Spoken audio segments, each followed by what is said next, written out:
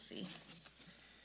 Thank you very much, Grace Meng, for your wonderful leadership, for the representation that you bring to the Congress of a great district in the state of New York.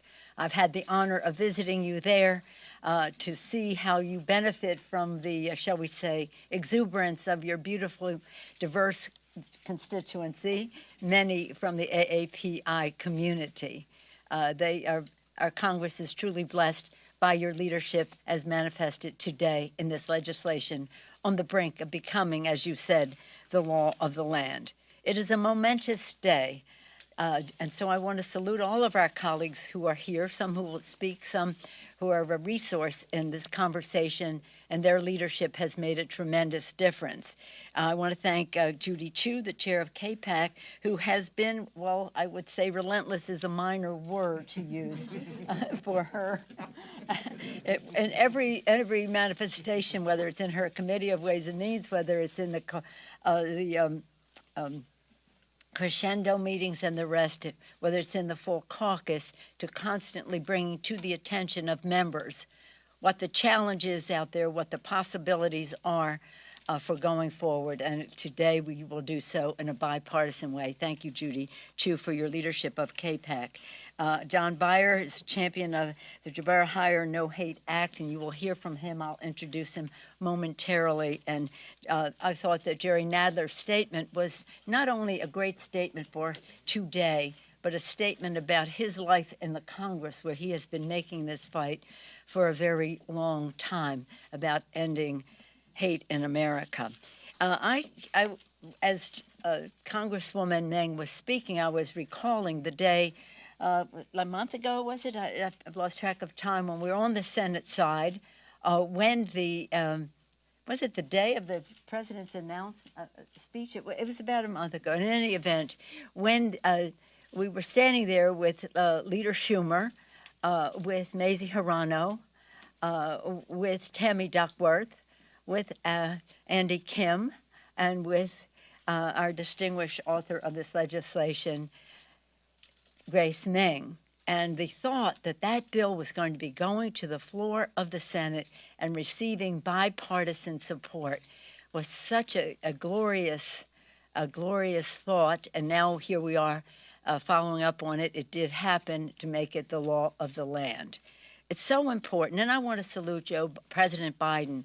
Right from the start, within hours of his inauguration, he said how important this was, directed the Department of Justice, even before we had an Attorney General, to take this in hand and to improve how we could make the count, to fully document. Has been said, you can't fight it unless you can identify it more clearly.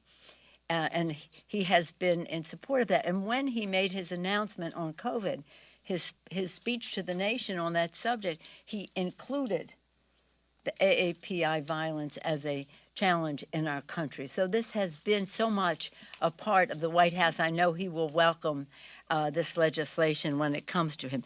Nearly 3,800 incidents of anti-AAPI attacks in all 50 states have been reported over the past year. Businesses vandalized and seniors attacked, families in fear. I can speak to that firsthand from my own district, which is magnificently blessed by a large AAPI community. As a Californian, I've seen the pain, as I say, in my own community, including AAPI serving clinic in Chinatown, and when speaking to Bay Area AAPI groups in Chinatown when we were there to talk about vaccines and reaching out and the rest, to hear from the community directly. This epidemic of anti-AAPI bigotry is a challenge to the conscience of our country, which demands bold, effective action.